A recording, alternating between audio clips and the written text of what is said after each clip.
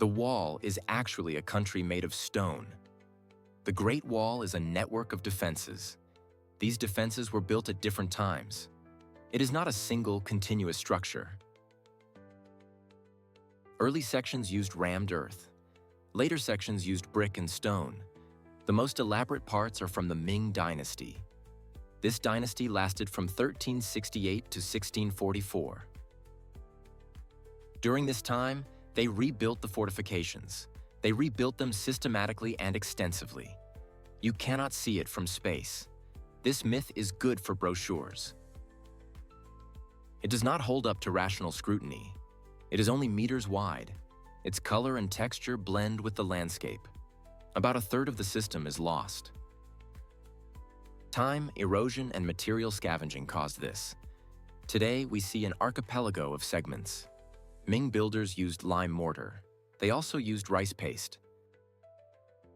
The starch made the seams waterproof. It also made the structure crack-resistant. This creates a sense of solidity. It's noticeable in well-preserved areas. The seams look like thin, light veins. Tourists visit Ming sections near Beijing. These sections are easy to reach. They have trails, lifts, and services. The view gives a clear sense of scale. Remember this: it is not one single wall. It is a defense system built over centuries. Each section marks its time and technology. China spans 5 time zones. Yet the country lives by Beijing time. This means the whole country uses one time zone. In western regions like Xinjiang, sunrise is at 10 a.m. in winter. The workday starts at 9 a.m. People develop 2 habits. They follow official time and sun time. Schools shift class times. Businesses adjust schedules. Daily life adjusts to dark mornings. People also get used to late, bright evenings. This simplifies train, flight, and broadcast schedules. It's convenient to have one timeline for a large economy. But it feels like a matrix glitch. Bodies respond to light. Calendars follow a standard. People might eat breakfast in darkness. They could return from work in bright sunlight. The clock dictates a different life than the sky. The country becomes a river of suitcases each year. This involves more than transport. Spring Festival travel is the largest human migration. Billions of trips happen in a few weeks. Railways add extra trains. They close repair windows early. Highways operate at full capacity. It's also about economics. Many people work far from home. New Year is a rare time for family reunions. Tickets are seen as access to loved ones. Queues, confirmations, and waiting are part of the ritual. Dorms empty at factories. Dining rooms fill at homes. Tables have mandarins, dumplings, and sweets. Streets display red patterns and lanterns. This is an annual reboot of social connections. People see parents, children, and relatives. This justifies the strain on transport. This shows a simple idea. Even in giant economies and cultures, home matters. One rule beats many tips. Listen to numbers. They speak volumes here. 8 sounds like prosperity. It is chosen for weddings and phone numbers. 4 sounds like death. People avoid it. On 8/8/2008, marriage registrars worked all day. Couples sought the perfect combination. Developers know that floors with 8 sell faster. People reject 4th sections. Elevators often skip 4, 14, 24, and 34. Retail adapts. Prices end in 8. Discounts round to 8s. Beautiful numbers sell at premium rates. Abstract sounds become real economics. This happens from calendars to square meters. A cute face hides big politics. It also hides biology. In panda diplomacy, pandas abroad are guests.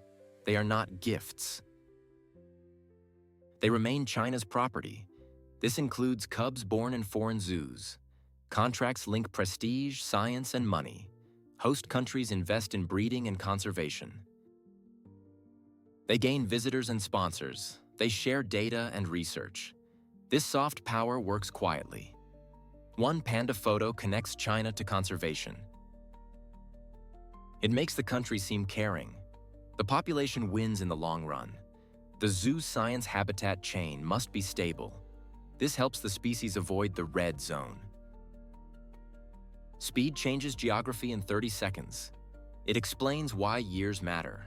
Construction takes less time. Early 2010s urbanization shocked people. A new skyscraper appeared every 5 days in 2011. From 2011 to 2013, China used more cement. It used more than the US in the 20th century. One contract worker could see a wasteland transform. It could become a business district. It could gain a subway, schools, and shops. Speed is complex. It raises questions about ecology. Developer debt and excess space also matter. Yesterday's shining facade may need redevelopment. It creates new conversations about air. Green spaces and street scale become important. Cities rise fast. People live in them for a long time. This time, difference becomes a key issue. A method doesn't work. Then it suddenly does. Demand always finds a crack. Home consoles were banned in the early 2000s. They were banned to protect children. The market did not disappear. It moved to gray channels, cafes, and mobile devices. In 2014, restrictions eased. Consoles returned with localization and certification. They also came with age ratings and partnerships. The conclusion is simple. Directives cannot turn off technology use. It changes form. It changes roots. Regulation adapts. Official and unofficial segments adapt. The first offers quality and service. The second offers price and access. The balance becomes the norm. Bright signs do not always equal reality. Imitation teaches us to be more attentive. Fake Apple stores numbered over 22. Artificial eggs with fake shells are classic examples of ingenuity. Behind them lies the desire for easy profit. They also teach consumers a lesson. Longer supply chains and stronger brands increase imitation temptation. The market is fighting this with checks and public cases. Subscription alternatives are also helping. Checking the product's passport remains the best defense. This rule works far beyond just one country. Brands dominating meaning make substitution easy. One cup shows you a whole civilization. Tea in China grew from monastery quiet to a national habit. It has its own varieties, water, temperature, and rituals. Legend credits Emperor Shennong with its discovery. More important is the long infrastructure of tea. This includes gardens, fermentation, trade routes, and brewing schools. These schools specialize in green, oolong, and pure teas. Silk was born nearby from the secret of the cocoon. It also came from patience with tiny operations.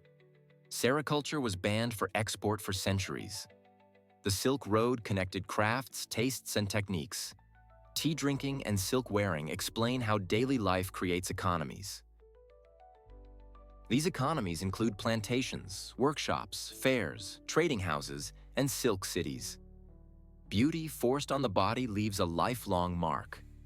Foot binding began in upper classes around the 10th century. It lasted for centuries. The process was cruel. It broke all toes except the big one. It tightly pulled the arch to stop growth. Special shoes were then worn. This was considered a sign of refinement and status. Small feet hid constant pain and infections. Mobility was also limited. The practice was banned in the 20th century.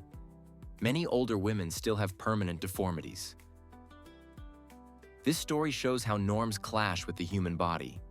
It also shows how long it takes for society to change. Something you don't notice is born, and that's why it matters. The sock city in eastern China makes billions of pairs per year. Every third sock on Earth likely comes from there. This isn't about being cheap. It's about the supply chains involved.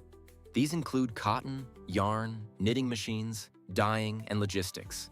They also include containers and marketplaces. This unassuming product shows industrial-based maturity. Places that make simple things well learn to scale complex things. Made in China means organization of labor and supply. It is not just about the label itself. When a word disappears, silence remains, and in silence, all is heard. China is known for strict regulation of public speech. There are limits on topics, words, platforms, and formats. Paradoxically, bans create alternative languages. These include euphemisms, hints, and memes. Gray communication zones live faster than rule updates. The result is complex. Official agendas create a framework. Society constantly invents new ways to speak within it. This cycle explains why some topics fade quickly. Others return in changed forms. Fast food mirrors the big city. Instant noodles are a big city habit. They are cheap, filling, predictable, and convenient. Billions of servings reflect the pace of life. This includes shifts, studies, trips, and late offices. The market has developed local tastes. Spicy and mild broths are available. There are even versions for healthy eating and gourmet lines.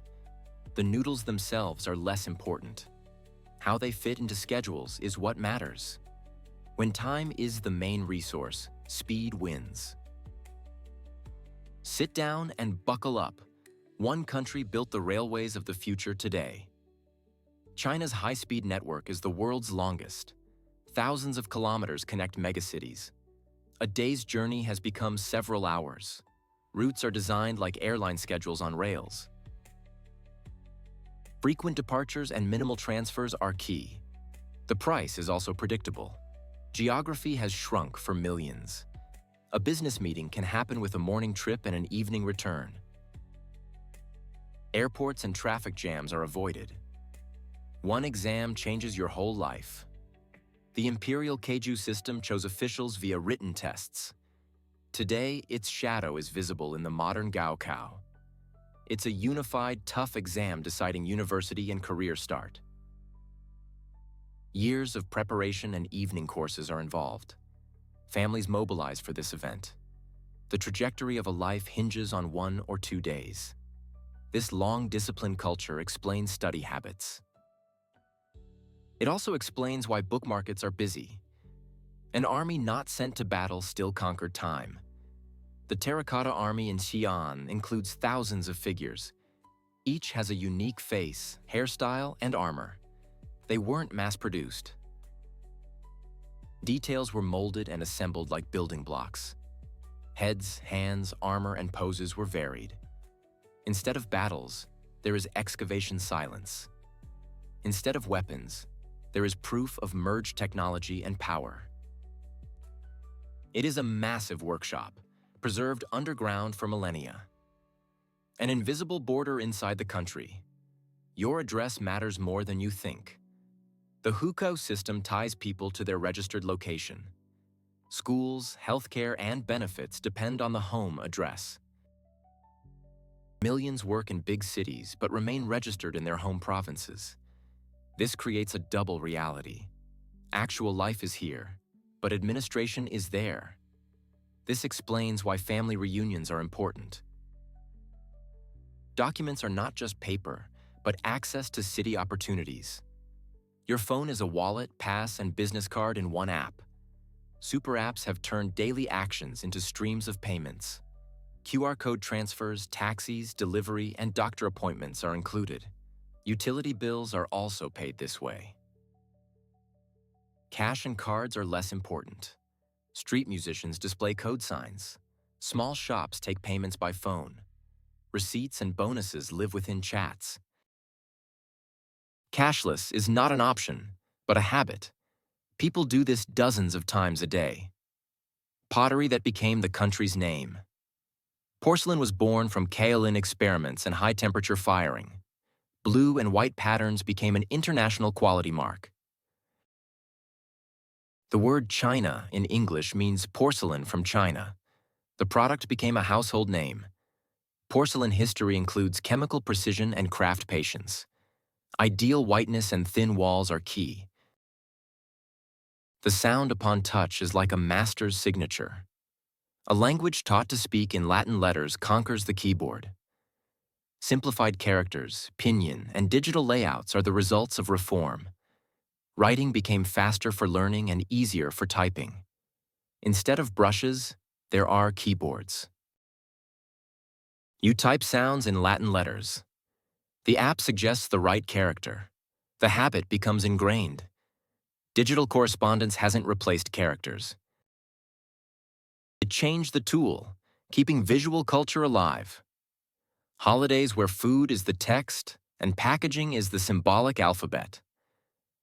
Dragon boats carry zongzi ashore.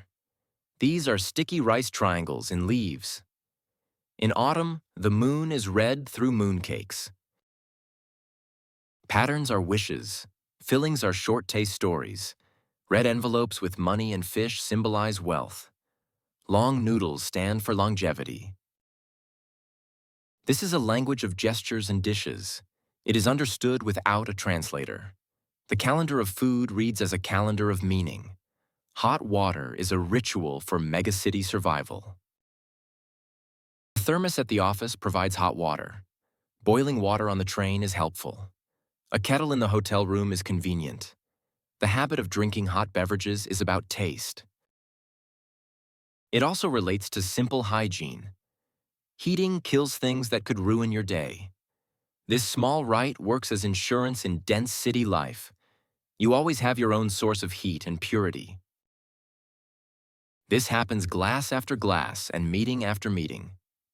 One lever changes the river's character. The Three Gorges Dam is a large energy machine. It is one of the largest on the planet. Hundreds of kilometers of bank became a cascade. This cascade includes locks and turbines. Its installed capacity is about 22.5 gigawatts. This covers peak loads of megacities. It also smooths out seasonal drops. The price of scale is also significant. It required over 1 million resettled people. It also required a restructured ecosystem. There was also new shipping logistics. The project shows what engineering can do. It can provide sustainable energy. It also requires a long agreement.